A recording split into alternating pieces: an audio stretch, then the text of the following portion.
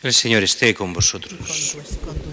Lectura del Santo Evangelio según San Lucas. Ilustre Teófilo, puesto que muchos han emprendido la tarea de componer un relato de los hechos que se han cumplido entre nosotros, como nos los transmitieron los que fueron desde el principio, testigos oculares y servidores de la palabra, también yo he resuelto escribírtelos por su orden, después de investigarlo todo diligentemente desde el principio, para que conozcas la solidez de las enseñanzas que has recibido. En aquel tiempo Jesús volvió a Galilea con la fuerza del Espíritu, y su fama se extendió por toda la comarca. Enseñaba en las sinagogas y todos lo alababan. Fue a Nazaret, donde se había criado, entró en la sinagoga como era su costumbre los sábados, y se puso en pie para hacer la lectura. Le entregaron el rollo del profeta Isaías y desenrollándolo encontró el pasaje donde estaba escrito: El Espíritu del Señor está sobre mí, porque Él me ha ungido. Me ha enviado a evangelizar a los pobres, a proclamar a los cautivos la libertad y a los ciegos la vista, a poner en libertad a los oprimidos y a proclamar el año de gracia del Señor. Y enrollando el rollo y devolviéndolo al que lo ayudaba, se sentó. Toda la sinagoga tenía los ojos clavados en él, y él comenzó a decirles: Hoy se ha cumplido esta escritura que acabáis de oír. Palabra del Señor. Gloria a ti, Señor Jesús.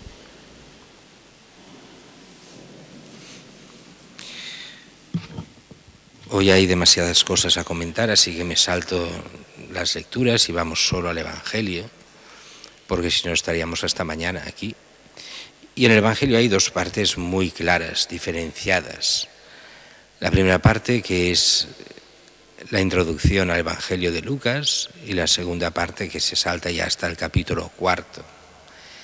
Y es que este año estamos viendo, ya sabéis que las lecturas se dividen por 3 años diferenciados, que llamamos año A, B y C.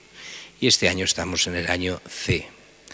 El año A es sobre todo el Evangelio de Mateo, el año B el de Marcos y el C el de Lucas. Y el de Juan se pone en todos los años, mezclándolo a veces en según qué domingos y en según qué fiestas.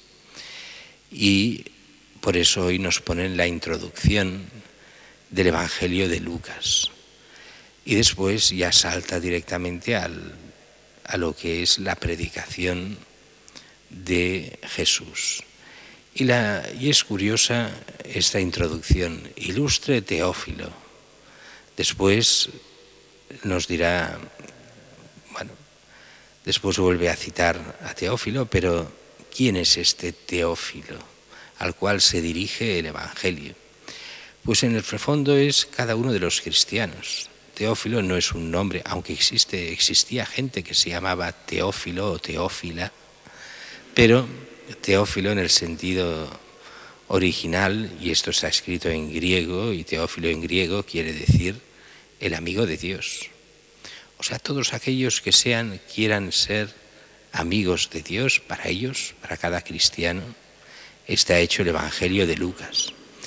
Y en la introducción nos dice muy bien que eran muchos los que habían emprendido esa tarea de componer un relato de los hechos, de las cosas de Jesús. Y Lucas, que es persona de cultura, decide hacer lo mismo y coge las fuentes. ¿Quiénes son las fuentes? Pues aquí dice: los testigos oculares y servidores de la palabra. Después de investigar diligentemente desde el principio, pues él lo coge de los apóstoles, especialmente de Pedro, aunque también de Pablo, aunque Pablo no fue testigo ocular, pero sí sabía muchas cosas. Y coge también, aparte de otros apóstoles y gente que él fue conociendo, parece también claro que lo cogió de la Virgen María, porque él es el que nos da el gran testimonio de la infancia de Jesús, del principio, del nacimiento, de la concepción, y nos da también aquellas dos frases, aquella frase que repite 2 veces: y todas estas cosas María las conservaba en su corazón y las meditaba, como diciéndonos, todo esto me lo ha explicado María, las cosas del principio, del nacimiento de Jesús. Y eso nos hace entender también, dice, han sido muchos los que han emprendido, o sea que habían, en el principio debían haber, en el siglo I, pues como muchos evangelios, o sea, textos en los que muchos escribían cosas sobre Jesús, de lo que habían oído y hablado para tenerlo por escrito. Hemos de pensar que la primera predicación, los primeros años, no hay nada escrito, todo es oral, lo que decían de Jesús, lo que explicaban de Jesús, los mismos apóstoles, y necesitan ponerlo por escrito. ¿Qué nos ha llegado de ese primer siglo? Pues solo los evangelios canónicos, Mateo, Marcos, Lucas y Juan, aunque el de Lucas tiene una cosa diferente, y es que Lucas escribió 2 libros en uno, los Hechos de los Apóstoles y el Evangelio de Lucas. Al principio iban unidos, era un solo libro, y después, para encajarlos bien en el Nuevo Testamento, los dividieron y pusieron a Lucas con los Evangelios, y después de los Evangelios pues pusieron los Hechos de los Apóstoles, del mismo Lucas. Algunos dirán, bueno, pero existen muchos otros evangelios que nos han llegado hasta hoy, los que llamamos evangelios apócrifos. Y algunos que no saben nada de los evangelios, pero solo les gusta ir contra la Iglesia, dicen, es que la Iglesia escogió de aquellos muchos que habían, aquellos que les interesaban. Pero hay muchos más evangelios que tenemos y que son tan buenos como ellos. Dices, no, que se lo estudien. Cuando estudias los demás evangelios, primero, son tardíos. Los evangelios auténticos son del siglo I. Los apócrifos son del siglo II y III. Segundo, entre estos evangelios apócrifos hay de 2 tipos. Unos que son devocionales. Y eso quiere decir que simplemente están hechos para la curiosidad de la gente. Y como tales, pues tienen cosas algunas que pueden estar bien y otras pues que dices, pues no. Por ejemplo, salen aquellos hechos famosos de Jesús que con barro hacía pajaritos y les daba vida, les soplaba y volaban los pajaritos. Bueno. Otras cosas como la partera de la Virgen, que explica que sí, que la María es virgen antes, después, en medio y después del parto, y lo explica todo. Y dices, bueno, que la Virgen es virgen, no hay duda, pero no necesitamos todas esas explicaciones de esos evangelios. O como Jesús se enfada con un niño que le va fastidiando todo el rato cuando es pequeño, Jesús, y lo mata, y después lo resucita, y cosas de estas, y dices, bueno, todo eso, pues a quien le interese bien, pero evangelio no es. Y después hay un segundo tipo de evangelios apócrifos, que son los evangelios gnósticos, y estos son una secta. Los gnósticos es una secta que hacía evangelios transformados para su secta, donde Jesús no es de verdad Hijo de Dios, en muchos casos no es hombre, pero tampoco es Dios al 100%, es una cosa rara. Y eso es sectario, inventado solo para esa secta. Eso tampoco son evangelios. Y además todos posteriores, muy posteriores al siglo I. Bueno, ya sabemos, Lucas, testigo y investigador de los testigos del Evangelio, y nos da su Evangelio que iremos viendo casi todo el año.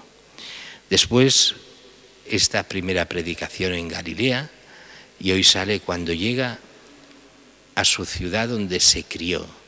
No es su ciudad en sentido estricto, sabéis que nace en Belén, pero su ciudad donde se cría es Nazaret. Y entra en la sinagoga, y él, como rabí, como maestro, puede enseñar. ¿Qué son los maestros? Necesitaban tener mínimo 30 años. Por eso, cuando Jesús, otro evangelio dirá, empezaba a predicar, dice Jesús tenía 30 años. Y la gente se lo ha cogido como si Jesús empezase a predicar a los 30 años. Sabemos que no es así, que era algo más mayor de 30 años. No mucho más, pero sí algo más. Es lo mismo que si uno se va a sacar el carnet de conducir y le dicen, ¿tienes 18 años? Y dice, sí, tengo 18 años. A lo mejor tiene 20 o 22, pero es igual. El problema es que para sacarse el carnet se necesitan 18, así que tiene 18 años. Lo mismo con Jesús. Para ser maestro en Israel se tenían que tener al menos 30 años, así que Jesús tiene los 30 años y alguno más, pero 30 años los tiene. Pocos más, pero alguno más sí. Y dice que está en Nazaret, sabe leer. La gente en aquella época, mucho más que ahora, mucho más de lo que la gente piensa ahora, sabía leer y escribir en Israel. La gente aprendía a leer y escribir. No es como ahora que parece que hayamos empezado a leer y escribir en el último siglo. No. Al revés, después se empeoró en estas cosas, sobre todo a raíz de los bárbaros que invaden Roma, y entonces fue ya un desastre. Y a raíz de algunas malas praxis de los gobiernos con las escuelas, pues también hubo siglos, sobre todo el 19 y el 20, que si no hubiera sido por la Iglesia, mucha gente no sabría leer y escribir. Después ya el Estado ya se puso en serio, pero pues en aquella época mucha gente sabía leer y escribir. Jesús sabía leer y escribir, faltaría más. Como María sabía leer, como José, aunque fueran familias pobres, pero eran familias que sabían leer y escribir y lo que hiciera falta. No eran tontos ni mucho menos, ni incultos, ni una cosa ni la otra. Lee y hace como se hacía en aquella época, se iba los sábados a la sinagoga. El que hace de maestro, no hay sacerdotes en la sinagoga, los sacerdotes son en el templo. Y aquí se levanta cualquiera que pueda hacer de rabí mientras sepa leer, escribir y tener 30 años y cultura religiosa, y lee el texto. ¿Qué texto le traen? Le traen el rollo del profeta Isaías. Sabéis que los libros en las sinagogas todavía hoy no son libros encuadernados como los nuestros, sino están en rollos, y cada rollo en su caja, y cada caja es un libro, aunque no sea de que pasan páginas, sino que se desenrollan. Y le dan el rollo del profeta Isaías. Y el libro se lo dan, pero el trozo lo puede escoger él. Y escoge el que hemos leído. El Espíritu del Señor está sobre mí, porque Él me ha ungido, etcétera, etcétera. Él me ha ungido, quiere decir que me ha hecho el Cristo. Cristo quiere decir ungido. En griego, el Mesías, en hebreo, que quiere decir lo mismo, el ungido. Y después dirá, hoy se ha cumplido esta escritura que acabáis de oír. Les está diciendo, yo soy el Mesías. Estas profecías que de todo el Antiguo Testamento hablan de mí. Él ya venía a Nazaret con toda una fama de milagros y de predicación y de sacar demonios. Y empieza así, pero no volverá a decirlo más. La razón es obvia y la decíamos al principio de la misa.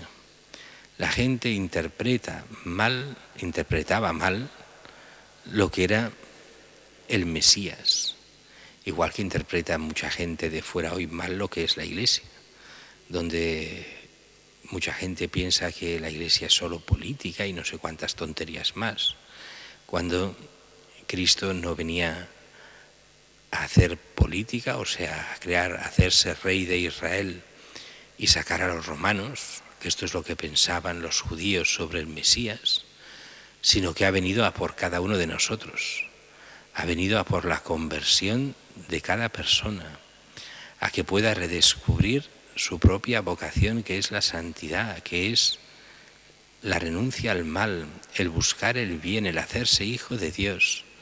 Ha venido a luchar contra el pecado y contra la muerte eterna, de forma que cada uno viviendo en la gracia pueda llegar a entrar a la vida eterna.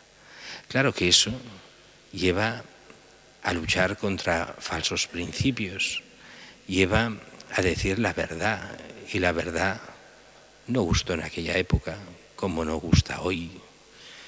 y cada uno piensa que puede creer lo que quiera. Sí, sí, si quieres ir al infierno puedes creer lo que te dé la gana, pero si quieres salvarte, te has de hacer hijo de Dios, has de reconocer quién es tu Señor, y de esta forma Él, perdonándote los pecados y dándote la gracia para vivir en la verdad y en el bien, pueda ser reconocido como hijo de Dios y entrar en la vida eterna.